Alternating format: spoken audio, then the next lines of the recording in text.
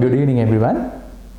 So let's start the third day of Buddhism for Daily Life discussion series, and I'm going to summarize what we have been discussing over the last couple of days about the nature of happiness. So during the last 2 days, last 2 weeks actually, we have been discussing what is life, and we figured that life is essentially about interactions with the 4 P's, like the 4 P's of marketing: people, places, possessions, and pastimes. So that's like a rough categorical 4 baskets that I created. We can put anything in our life, any interaction in our life, into one of these four baskets. And then we asked the question, why do we live? And then we saw as an answer that we live for responsibilities, duties, wishes, adventure, moments. Now there's a saying that life is about not how many breaths you take, but how many breathtaking moments you have. So we live for moments, we live for fond memories. And while we all do that, while all these answers are correct, we also figured that beyond everything, in a deep down layer, that the primary drive of existence is really happiness and hope. Now happiness and hope is quite interesting. It is again it again has the causality, which is discussed in Buddhism. Causality. Now why do I mean by that? Now happiness is a result of right now. We can only have happiness in the present moment. So at a given point, a person can be either happy, sad, or neutral. So let's say that happiness is can be only perceived, can be only felt in the present moment. Now this happiness, however, it has this effect that because we have this happiness right now, we also get a hope, we also get a desire to have that happiness in another future time of our life. So this happiness now can create the hope which will make us work towards the happiness in the future. So as a cause of that hope, a resultant happiness is now again available. And this result itself can be a cause for the hope again. Did you get that? So happiness will result in or will cause hope to be generated. Because of that hope, we will be doing certain things from getting point to A to point B. Now, if you take a company, the vision and the mission statement. Vision is about what do I hope to be. Mission is what I'm trying to do within that scope. So, happiness is what I feel now, and my hope, my vision takes me there, or I build that hope, and because of that hope, as a result of that hope, I have another happiness in the future. Now, that future is a present time for me again. Now that happiness itself become a cause to create that resultant hope, and that resultant effect becomes the cause becomes the effect. So this is our samsara, or journey of life in a nutshell. So let's get into what samsara means at a later point, but we also saw that our lives are again about avoiding sadness, gaining happiness, and hence trying to be fulfilled in the process, be satisfied, be content in the process. And we also discussed certain natures of happiness. Now the first one we saw is that in order to be happy, you need to have resources, actually multiple resources. So you need to have time, money, and energy. And a person, unless he is born with a silver spoon on his with all these 3 resources in abundance, he has to work for it. So usually what you see in the world is that people are trying to putting a lot of effort getting into this rat race to get their time, energy, and money. So in this rat race, some people, even at the age of 70, at the age of 80, 90, they are still striving for it, thinking that if I gain this resource, eventually I'm going to be happy. So they keep on doing this, and because of this resource requirement, they actually have to do some work in order to gain these resources. So to do this work, they cannot have their peace, so they cannot rest in peace. Because of this driver, they keep on going on this rat race. And the second thing is the cost of happiness is ever increasing. Well, why do I say that? Now I remember when I was a child, when I wanted to play, I could just take a small box of matches and think that it's a car, and then drive along my bed thinking that I'm driving on a nice place. And when I want to send a rocket to the moon, I took a ballpoint pen and it was multi-stage rocket. So I've been flying my rockets as a kid. Now think 20 years, 30 years, 40 years now, you want to own a car. Now, of course, there's a utility which is a different utility of owning a car. It really takes you from point A to B compared to that toy car. But imagine if your car is about trying to be happy. Now, whenever we embark on a journey, when we go on a trip, it's basically to entertain ourselves. So, if we take a car for that matter, we want to go to, let's say, Niagara Falls, and we have a car for it. That car is a few $1,000s. We have to pay insurance, we have to pump fuel, do the maintenance, and get all the driving license, etc., etc. So we drive to Niagara Falls. Why? To be happy. We are hopeful that we are going to get happy when we reach there. As a kid, we have the car which is not even a toy car, which is just a box of matches or some box that you find lying around with no cost, and you drive that and you gain the same happiness that you gain as if when you go on a trip to Niagara Falls like an adult. So what's the difference? The cost of that unit happiness is ever increasing. More and more you grow older, you need to fund more resources into that, put more resources into that to gain that same amount of happiness. In fact, most of the time you probably would have felt that you can never be happy as an adult as when you were a kid, because as a kid you were always ecstatic. It was always very nice and fulfilling. But as an adult, you have to pull out these resources, pump them, still you cannot get the same happiness that you got as a kid. And the next thing is that even if we wish for happiness, these wishes always don't come true. And when they don't come true, there's a lot of disheartening. There's a lot of pain, anger, frustration. Imagine out of all the problems that people would complain about, these are the common issues. Pain, anger, frustration. And if you look back what's behind that, it's always that your dreams, hopes, your heart is shattered. So wishes don't come that way all the time, maybe 50% of the time, but at least 50% of the time they are bound to go wrong. And the next thing is that happiness also comes as a package. It comes as comes with a lot of unwanted parts that we really do not want. So there's even a saying that there's no pain, no gain. So in order to have a real gain, you need to have some pain. It's like, I always think that whenever a person is born and whenever he's trying to do something which eventually makes him happy, he's also signing this universal policy. It's like an insurance policy where you generally don't read, or the policy of Microsoft, you never read that. Policy of Google, there are long list of legal words, but you never read them, you just sign it blindly. So happiness is also like that. One day, I think it's a joke, one day this guy was trying to, one day at his 20th anniversary, he was looking through the house, looking through the all legal documents, and then he found the marriage certificate, and then he has been studying that the entire day. So the wife asked, darling, what are you doing today? It's our anniversary day. And then he said, well, I found our marriage certificate. I'm trying to see what is the expiry rate or the terminal policy on that marriage certificate. But you cannot find it. So this is the thing with happiness.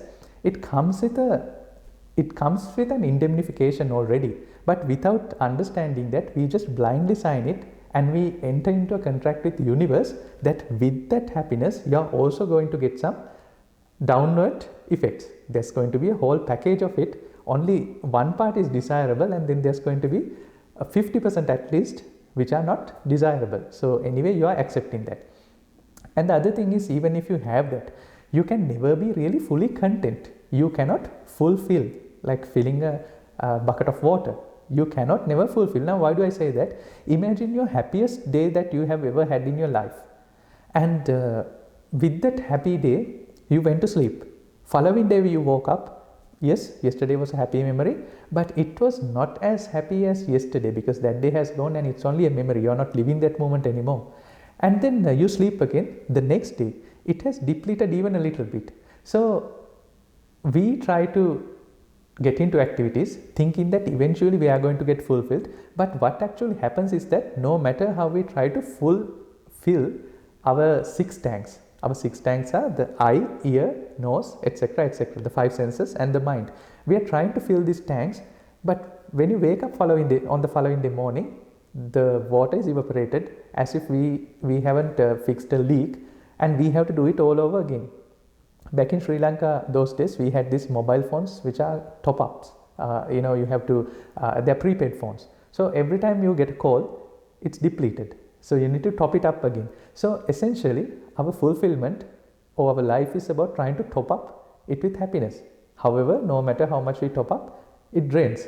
So that's another nature of life or happiness. And there's another nature. Now, when you are happy, that is the time that you are most anxious, afraid.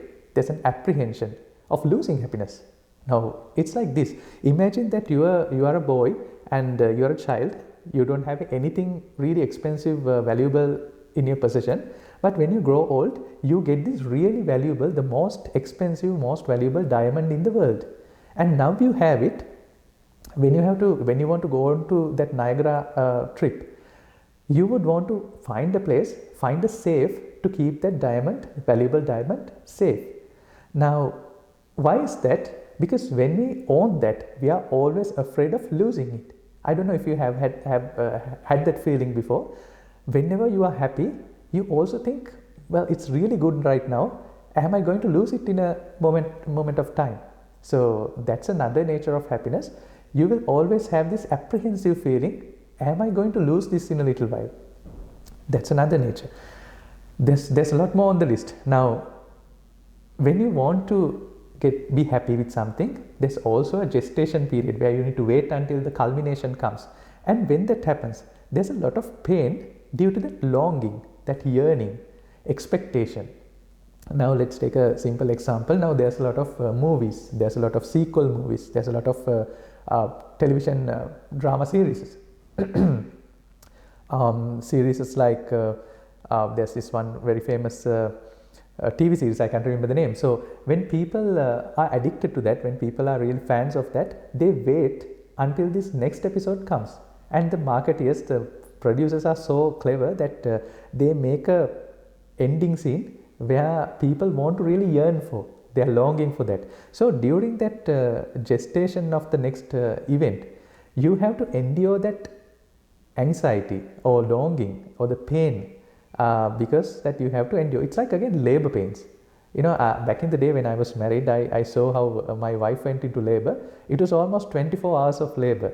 End of the day, you know that you are going to get this child. But however, in that wait, you need to endure this long labor pain. So happiness also has the same effect. When you expect an event is going to give you happiness, it could be a person, position, whatever, that owning, having that is going to give you happiness. However, that waiting period gives you a lot of pain, gives you a lot of unrest, mind unrest, because of this yearning and longing.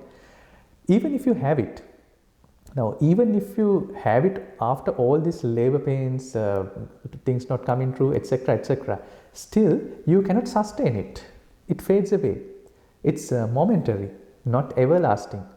Even there's this physical nature in our body that we get desensitized to things. Now, say if there's a bad odor right now in this room, initially when I enter it, I will feel it, but after some time I'll get desensitized. So the happiness also has the same effect. We also get desensitized to happiness. So that's why when you buy something new, you're so excited about it, but after a few days, it's going to get not so exciting.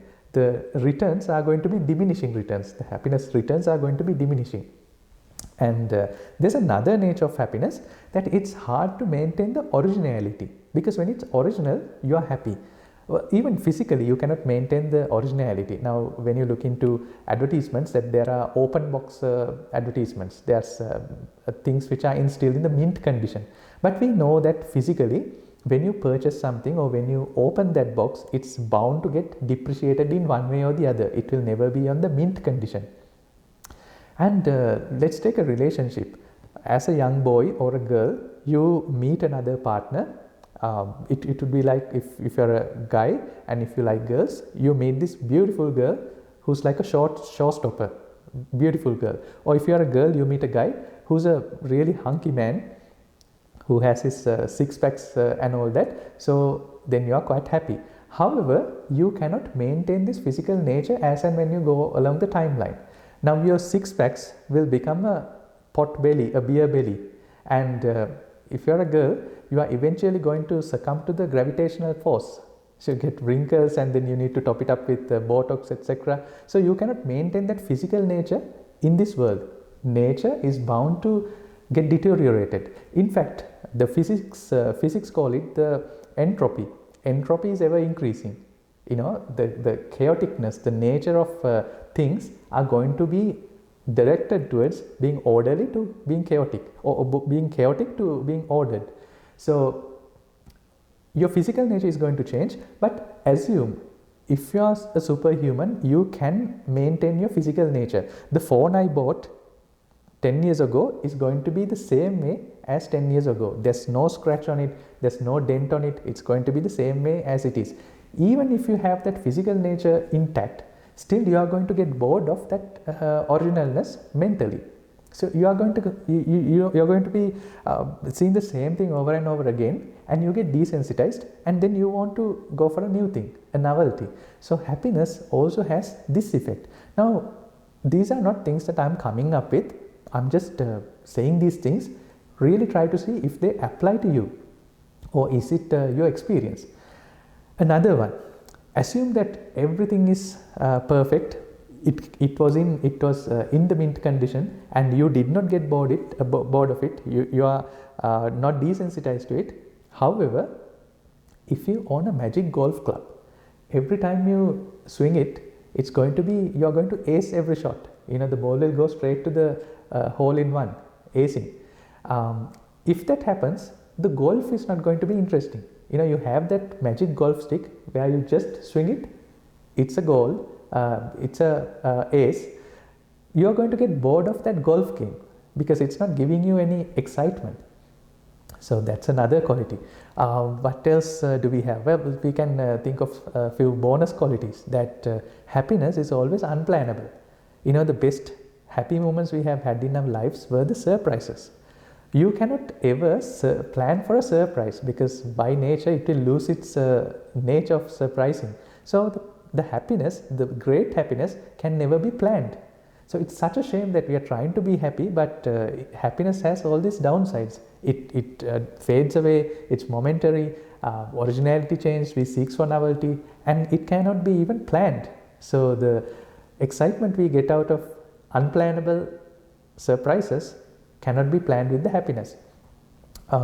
Happiness is always inhibiting. Now, why do I say that? We cannot reach that 100% level of happiness because we are always inhibited. Last 2 days we were discussing that we have the fear of punishment, we have the fear of sin. Regardless of whatever religion you follow, even if you don't follow religion, if you are born into a particular culture as a child, there are these ideas which are embedded in you that there's a sense of sin. So you're bound, you're inhibited by this sense of sin where you cannot go and have uninhibited fun. There's fear of blame and criticism by others, but most dangerously, there's fear of self-criticism. We also discussed, unless you're a manic person, a lunatic or a child, you cannot again have this uninhibited fun. Well, I'm not saying that they are having uninhibited fun, but at least if you take a crazy person, he doesn't care about what other people think, he doesn't care about what he thinks, but you don't want to be a lunatic. And even if you become a lunatic, they also don't have that ecstatic, euphoric feeling forever, because they are bound to go into a depression, and there's a whole other package which comes with that. You cannot become a child again. As a child, you were happier, but you cannot go back in time anymore. And we also discussed how can we reduce this inhibition. Now, how to reduce this inhibition is that if you live by a set of virtues which are accepted socially, no one would say bad about it. So you are living by your virtues. Now, the downside of it is that usually these virtues has an internal tug of war with your desires. So there's virtue on one hand, and then you also have your desires, and there's going to be some friction between those two. And even if you live by these virtues, you also have this desire which will put you off balance. Another form of virtue is benevolence. Now, benevolence is socially accepted. No one would say anything bad about it, and you can be really happy it's more happy, it's more satisfying than owning something selfishly to do it selflessly. However, even to be benevolent, there's always resource limitation. And if you are especially a greedy or a stingy or a close fist guy, it's going to be even harder. And if you are close fist and if you still have these desires, being benevolent is harder. On top of that, benevolence will also add on to your ego. You will become more and more egoistic. And when you see a person who's non-benevolent, you will think that, well, this guy is a bad guy, I am a good guy. So you see, it keeps on adding to your ego, completely opposite to being altruistic. Altruism is about trying to let go of your ego, but this is about trying to add on to your ego. So those natures are there. Those were the things that we discussed over the last couple of days. Today, I also want to show another facet of this happiness, which is the relativity of happiness. Now, what do I mean by that? Happiness is always based, it changes with your age. Now, when I say age, it's not necessarily the chronological age, but it's the need age. We discussed about the Maslow's pyramid of hierarchy.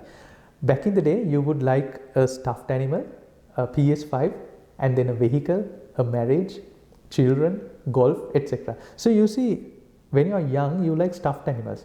But when you are a teenager, you need this fancy high-tech PS5. And more older you grow, late teens, you need a vehicle.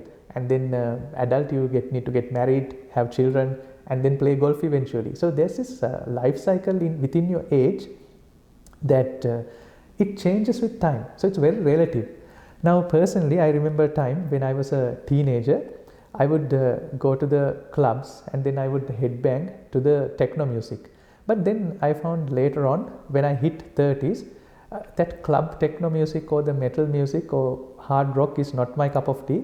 I want to just sit by the beach, listen to some soothing, relaxed music, and that was what gave me happiness. So happiness changes with your age, with your mental age, with your chronological age. It even changes within a day. What makes you happy in the morning? Let's say music. You want your mornings to be usually peaceful. It's a little bit of a me time. You don't want to hear to that hardcore rock music early in the morning unless you're a uber metal fan. You don't want to do that. And even what you consume, you don't want to drink cocktail early in the morning unless you're a drunkard again. You want to drink coffee or tea.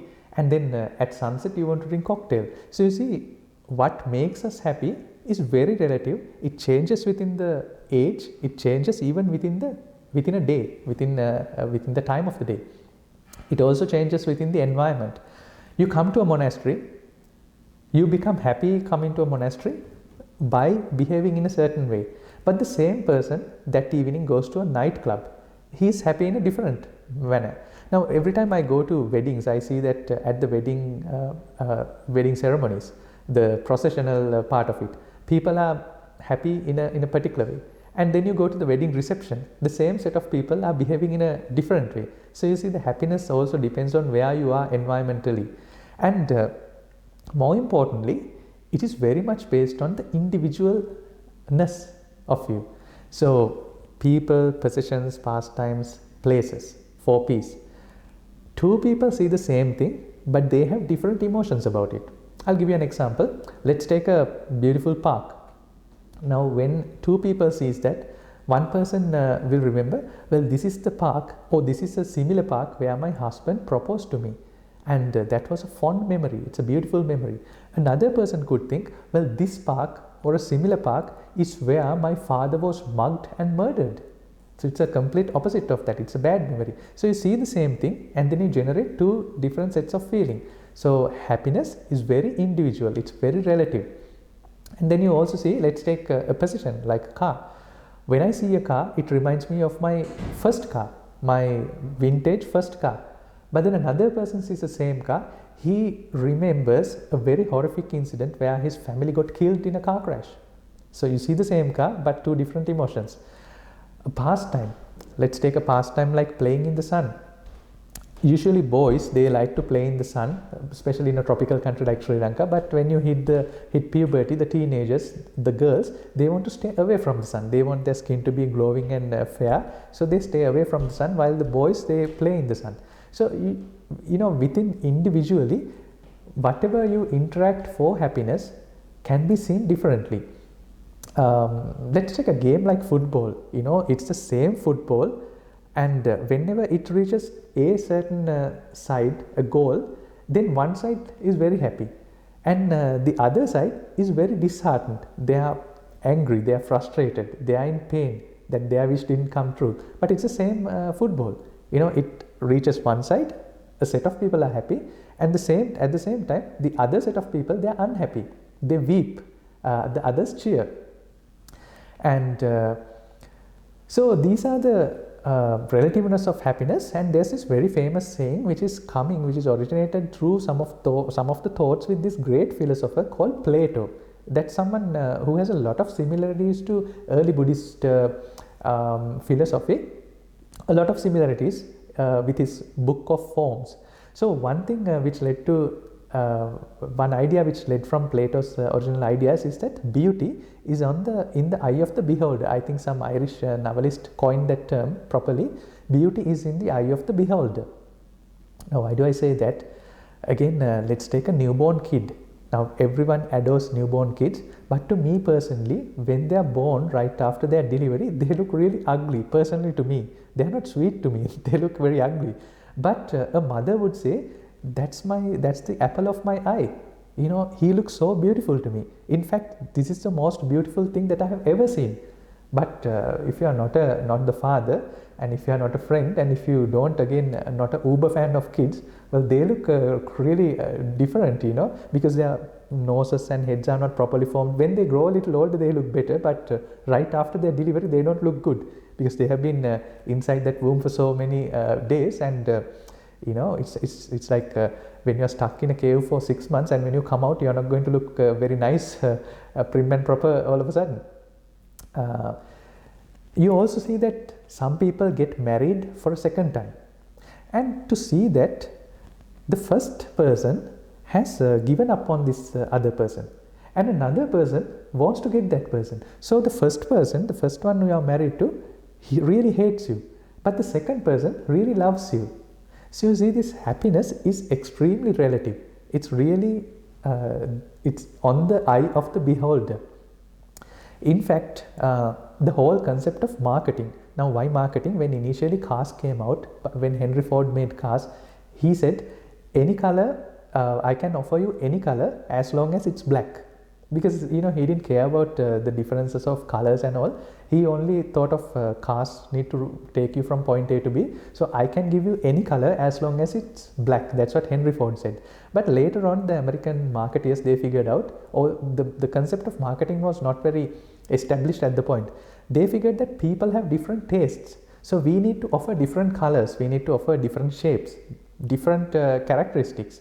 So different wishes, different tastes, they satisfy people differently. So we need to make different products. So you make different music, you make different fashion. If you go to Milan, if you go to Paris, there's different fashion every summer. Everyone likes their own fashion. There's difference in perfume. There's so many shapes and sizes of vehicles. Some like the Suburban, some like the Ram, some like the more economical Prius. So there's so much of variety in what you like. So happiness is very relative. Now the important question is, why is happiness relative? What's the reason behind that? What is the cause for happiness to being relative? Now again, if we take this Buddhist approach, you probably would have seen that we are not satisfied with the mere effect of it. We want to drill down, dig deeper, and see what causes that. Why is that? If that particular effect has a negativity to it, to remove that negativity, you really need to go to the root cause of it and then find the cause and then try to fix it. So that is the Buddhist approach. We always look for the cause. We just don't stop at the effect, but we go to the cause. And then we go to the cause, we see that it's another effect of the previous cause or the previous effect itself. So you find this entanglement also, but let's talk about that later. So what causes people to be happy with different interactions, with different things? Why can't everyone be happy with the same thing? Now if that was the world would have been very much easier. You could put a system like socialism, the ideal socialism, where you give one item to everyone and everyone is equally happy. But naturally it doesn't work that way.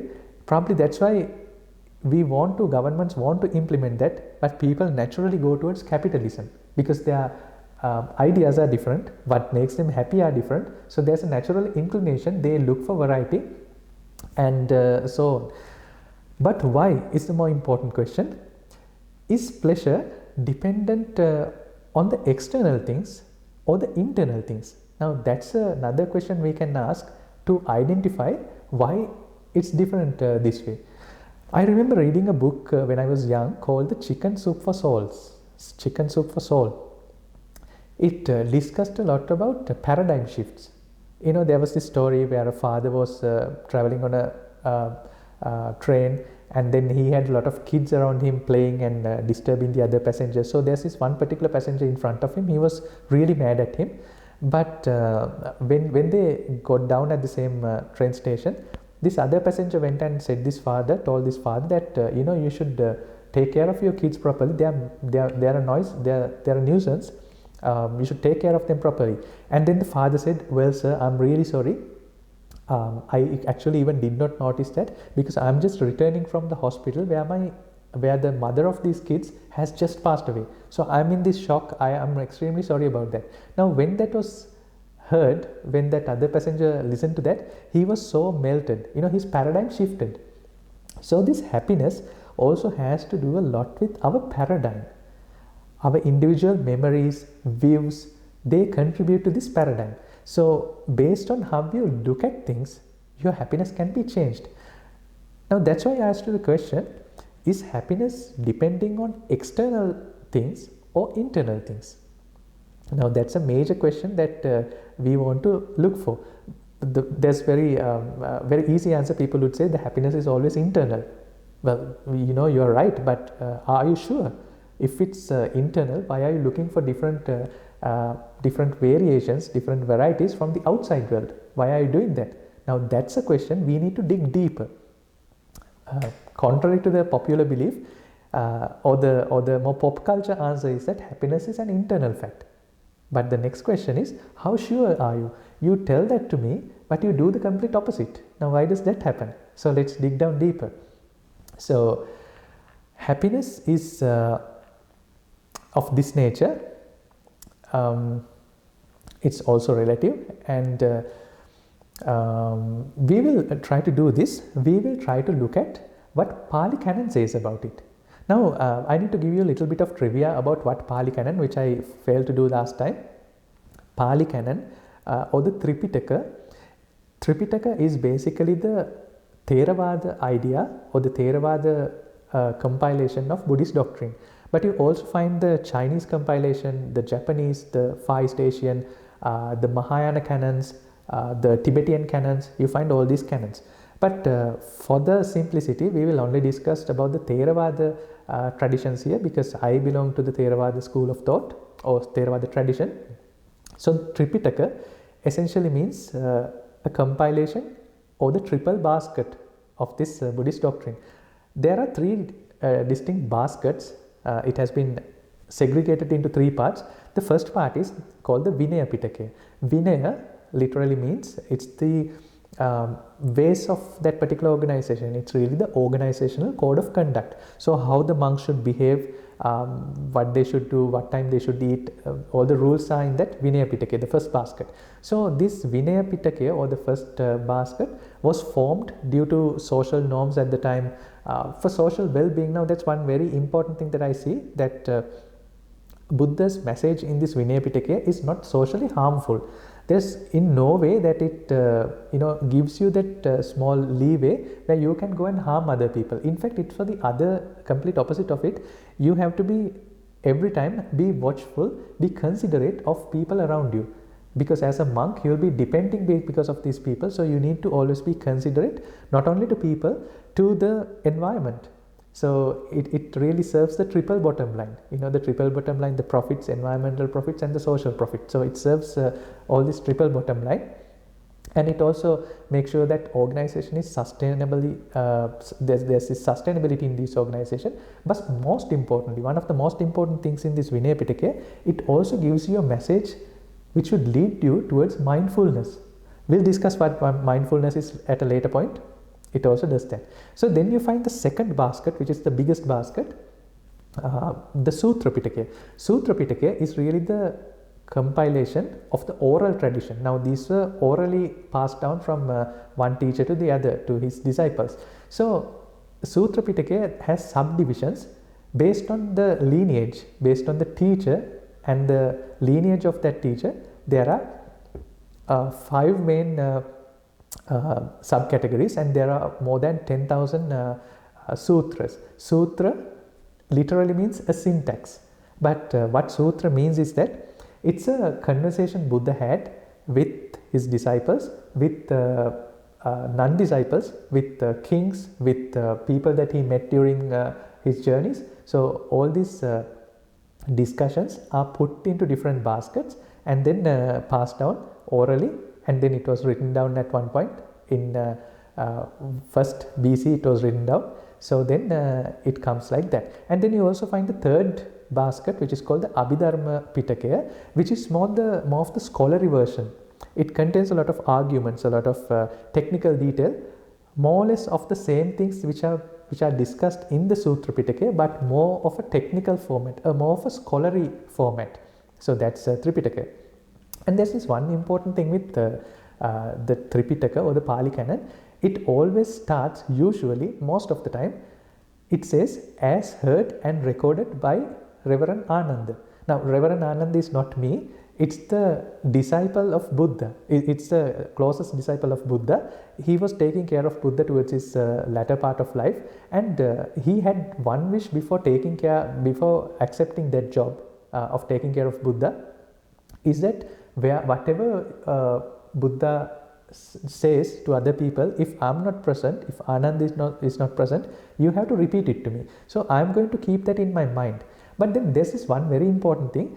These words, this oral tradition which passed on is not based on Reverend Ananda's understanding, but as the way he heard it. Why do I say that? Now, if it was Ananda's interpretation, it would have many interpretations. Ananda is one disciple, Sariputta is another disciple. So these two can interpret the same thing differently.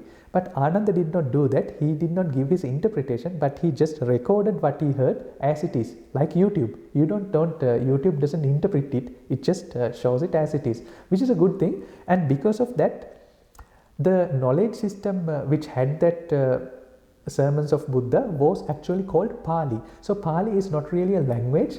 Pali essentially means the knowledge of what Buddha uttered. And then it transformed to become a language, but very interestingly, the linguists at the time, they locked the Pali grammar.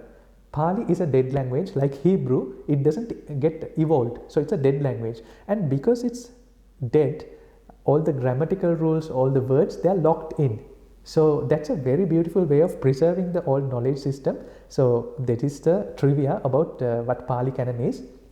If you are interested, you can also find Pali Canon in suttacentral.net or accesstoinsight.org, a couple of websites. I will leave it in the down section.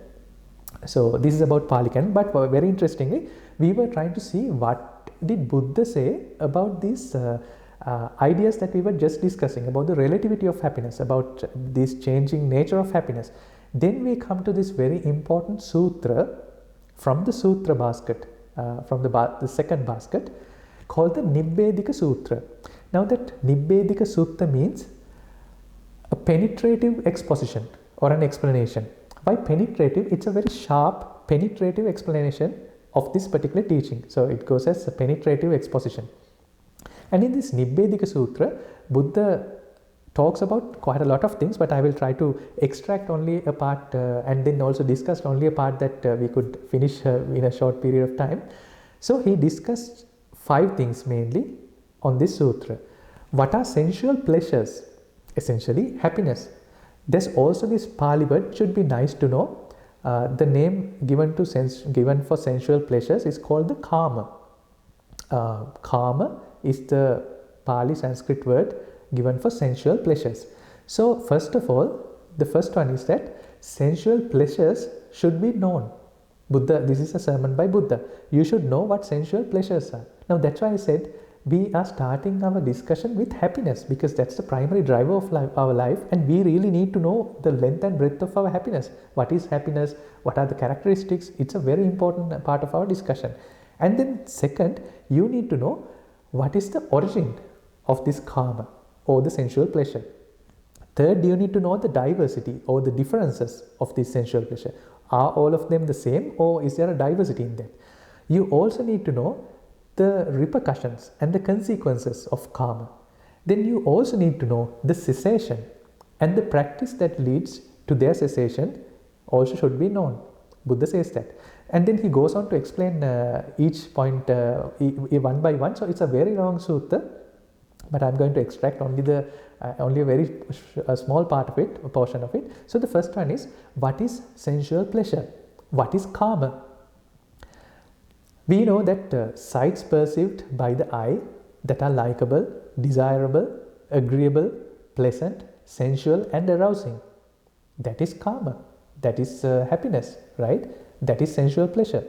Sights perceived by the eye, sounds known by the ear, smells known by the nose, tastes known by the tongue, touches known by the body, that are likable, desirable, agreeable, pleasant, sensual and arousing, that is sensual pleasure. But then Buddha says, these are not sensual pleasures. This is not karma. Excuse me? This is what karma is. But Buddha says, no, they are not karma. There are 5 kinds of sensual stimulations, ingredients for sensual pleasures. They are called karma guna. Ignore the word, but I'll just mention it anyway. Karma guna, or the ingredients or the stimulations for these 5 sensual pleasures, they are different. They are different from just sensual pleasures. They are the ingredients. And there's this very famous saying in Buddhism called Sankapparago Purisasa Kamo, which in a crude sense again means greedy intentions, or rather desire. I think the first day Jason even asked this question around this thing. Is it desire? So greedy intentions or desire is a person's sensual pleasure. The world's pretty things aren't the sensual pleasures. Now let's try to elaborate on that point. Greedy intentions or desires, they are the sensual pleasures. The world's pretty things aren't the sensual pleasures. What are the world's pretty things? Sounds known by the ear, which are desirable, agreeable, likable, pleasant, arousing, they are not sensual pleasures. But the desire or the greedy intention, that is really the sensual pleasure, hence known as karma. Sensual pleasure of a person is based on a conceptual desire. I'm going to repeat it again. Sensual pleasure of a person is based on a conceptual desire. Let's see what it is. There are ingredients for sensual stimulations in the world, which can be seen as good, bad, likable, dislikable, despicable, whatever. They are basically dependent on the species, on the life form. Now let's say, if we consider the aspect of food, now just on the other side of the road, there's a farmland, and there's a horse, a little small horse. Now whenever we walk by, we also gaze looking at that farmland, and the horse grazes on it. So he eats the nice weed over there, nice hay and everything there. Now as a man, I don't look at this grass thinking it's a delicious food, but the horse, when he sees the grass, it's a food for him. So based on your life form, based on your species, what is likable, what is desirable is different. What can become an ingredient for your pleasure can be different. I'm again mentioning the ingredients for pleasure, not pleasure itself. So ingredients of pleasure and pleasure are 2 things. We usually think that the things that we see are the pleasure, or interacting with the 4 P's is the pleasure. But here it says that interaction or that four-piece is not the pleasure or karma, that is something else. But you have these ingredients, the stimulants, the building blocks for that pleasure. They are called karma guna. And this grass in this matter is a food for the horse, but it's not food for me. Of course, it's a beautiful sight for me, but if we take the angle of food, it's not food for me. And if you take this wooden desk in front of me, a termite would see that. I'm assuming that termites think this way. So a termite might think, wow, this is IKEA wood. I really love IKEA wood. But for me, it's just a piece of material, furniture. So I don't see it as food, but a termite would see it as food. These days, around this Barry's Lake, it's the spring and it's the mating season for nesting season for all the birds here. So the Canadian geese, the swans, everyone, they are out there trying to make babies. And when I look at them, it's just a very beautiful sight. I see different bird species. But when another Canadian male goose see another female goose, he doesn't look at the female lady goose the same way. He looks with a sexual intention, sexual desire. So see, I see the same thing, he sees the same thing, but the two feelings are very distinct, and it totally is based on the life form. I can't look at a Canadian unless there's something different with me. I can't look at it as a sexual object, but the Canadian male goose see that other female goose as a sexual object. So based on your life form, you look at things differently. And even a man looks at a woman, a figure of a woman, and he could think that this is like my mother, this is like my sister, it's like my wife, it's like my boss. So you look at the same person, but you think differently. Now, a very interesting story I have heard in psychology a lot is the story of King Oedipus. Now, Sigmund Freud uses this story to for his psychoanalysis, but if you don't know the story of King Oedipus, I will put it very roughly. So long time ago, there was this King Oedipus. Actually, he was not a king, so he was born, and then there were these astrologers, the fortunes tellers. They figured out that born to a kingdom, born to a king and a queen, they said that if you keep this little baby, he's eventually going to destroy this kingdom, and he's going to kill the father, who's the king. So the queen and the king, they were quite sad about it. What they did was they put him in a basket and then let it pass through the stream. That's what usually you do if you are in the Roman Empire. You put the kid in a basket and then let it flow. So then this kid went all the way to the next kingdom. It was picked up, and the king and queen there, they adopted this little boy, and they called him Oedipus Rex. So now he was living there. He became an adolescent prince, and the fortune tellers there, the astrologers there, looked at his whatever the thing, and they said, well, this guy is going to kill his father. And after listening to that, he was shocked. He really loved his new parents. He didn't know the existence of his previous parents, biological parents. So he was really upset because of what he heard, that he is going to kill his own father. And then he did not want that to happen, so he left that particular kingdom and he roamed all the way to a different kingdom.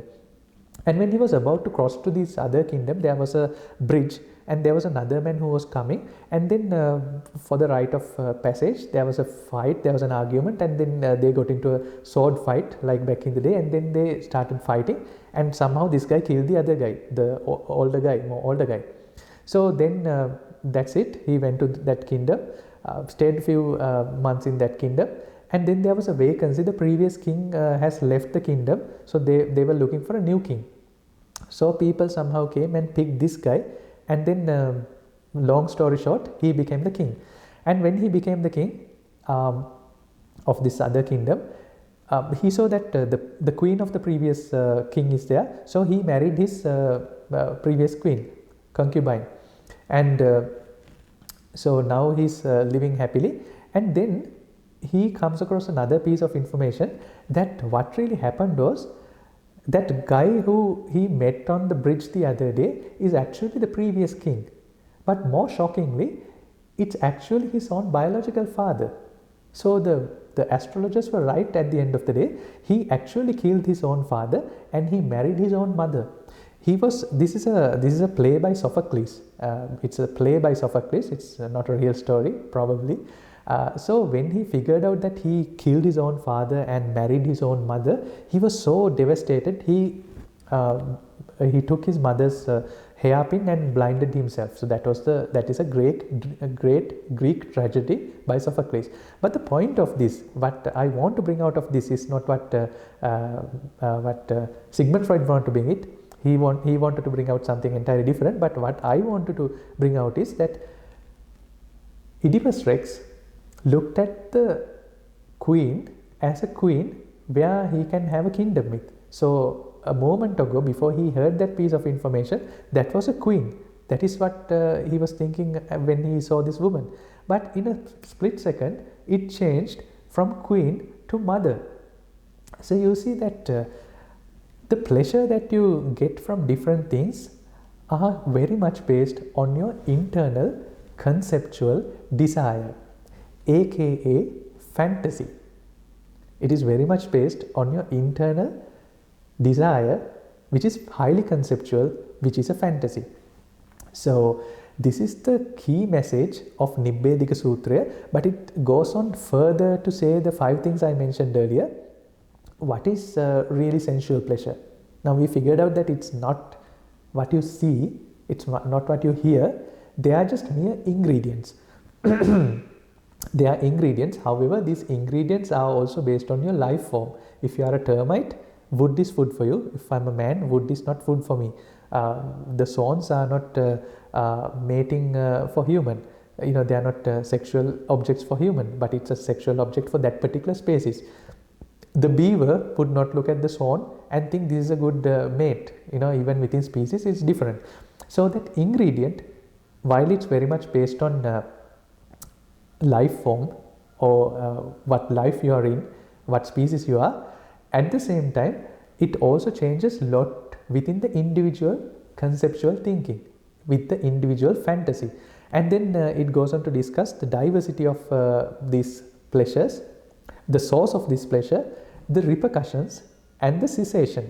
Now, repercussions and consequences, that is what we have been discussing over the previous 2 days. The nature of happiness. Happiness has these different characteristics. Happiness is good. However, these characteristics I pointed out, they are not bad. Essentially we want to be happy. However, we cannot do that because it is subjected to all these other changes. Now, if I have to put this doctrine in a few words, life is about trying to reach satisfaction.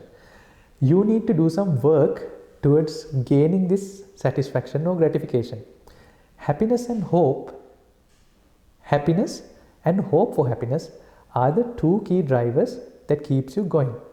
Let's call it desire and pleasure right now. So we use the word happiness and hope for happiness. Let's replace the happiness with the pleasure, sensual pleasure, and hope for happiness by the word of desire. So we have desire and pleasure now. However, you cannot have only happiness or pleasure, hence satisfaction. You cannot only have that. It's associated with sadness, with suffering, with a lot of baggage which comes along with that. Now, if a person wants to live a meaningful life, if he really wants to find the ultimate elixir or the thing that which gives you the ultimate satisfaction, you need to figure out how to rid of this suffering part and just keep the satisfaction part with you. Simple as it is. It's very simple. Life is such. But if you want to be eternally happy, you want to get rid of this suffering part and you want to keep the satisfaction part. And what is the path proposed to that?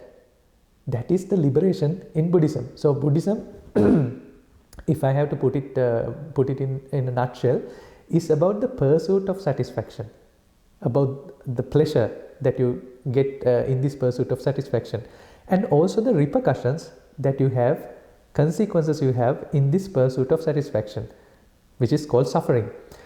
And what is the path proposed, which is the path for liberation. So that is Buddhism in a nutshell.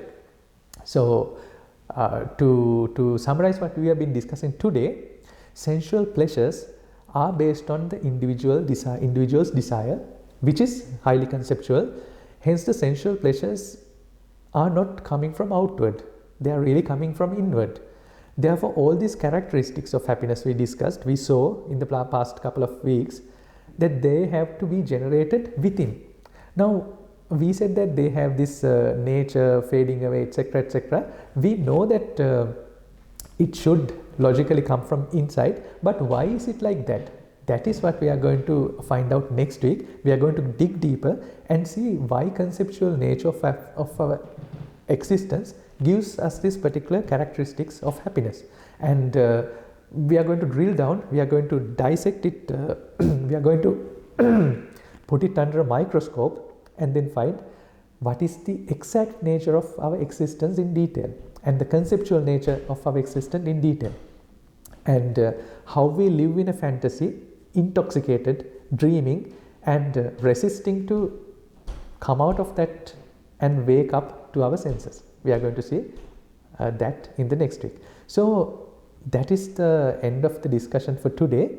If you have any questions arising from today's discussion and the previous 2 days, this is the time for that Q&A. What do you think about the characteristics of happiness, and what caused that happiness? And do you really think that desire or karma, or rather sensual pleasure, are they based on what we see, what we hear, what we sense, or are they based on something else, which is a conceptual fantasy? What do you think about it? So if you have any questions, this is the time for that Q&A. I'll jump in and say it's very clear. And again, thanks very much for spending Saturdays with me. And I think for myself, this concept of desire and how it's that's how marketing works, right? My son just went out and bought, a very expensive but ugly pair of shoes. But I think Nike has built up this desire for them, through their marketing program, that it's taken on this meaning that I can't relate to. So yeah, it's funny just how applicable, teachings of millennia ago, how applicable they are today in modern society. That's very correct. In fact, not only marketing, you will see the entire human effort to live, economics, agriculture, engineering, they are all based on this simple concept, that individual desire we have. Economics is totally based on this. Politics, wars, they are all based on this desire. So it's a very interesting thing to see that Buddhism is really everywhere. It's not lying on a book on a shelf. You see that everywhere, because this nature is, again, when I say Buddhism, I don't want to call it even Buddhism. It's a universal thing. It's everyone's observation and everyone's explanation. So you find it in every aspect of your life, and in the core of that you find this desire. But still, very, very nice observation, but that is not the end of it. Behind this desire, there's another puppet master. So we are going to find who that is. So we'll do that next week. And then that's it for today. So I wish every one of you have a pleasant evening, and I wish you Theruvan Saranai, which means that may the triple gem bless you. And I'm going to tell you again, as I promised on a later day, what does triple gem means in Buddhism. So Theruvan Saranai, may the triple gem bless everyone.